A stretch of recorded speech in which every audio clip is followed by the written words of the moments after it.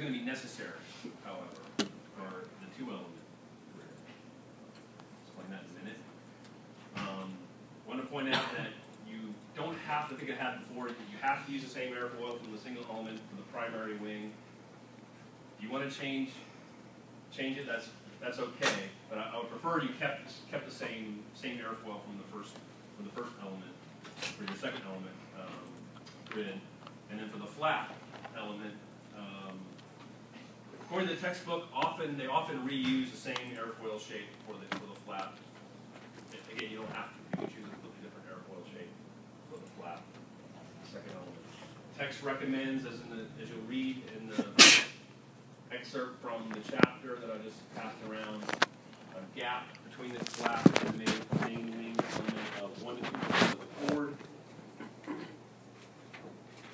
and an overlap of the flap and the wing by 1 to 4% of the chord. So not a lot of overlap between the two in the direction of the flow, and there's a very relatively small gap.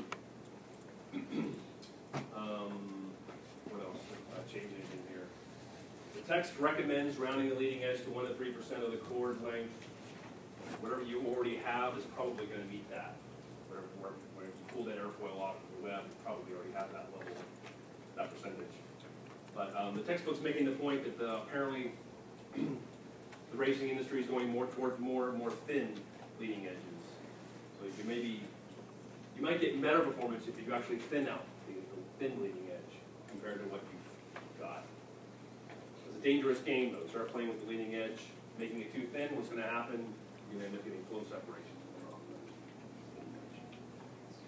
A more gentle, rounded leading edge is going to be less prone to flow separation than a sharp one. So be careful if you try to manipulate that. Again, rounding the trailing edges just to avoid the infinitely sharp edge is recommended. I don't think there's anything significantly changed there. I just want to point out that I edited it a little bit, reposted it. Nothing else has changed.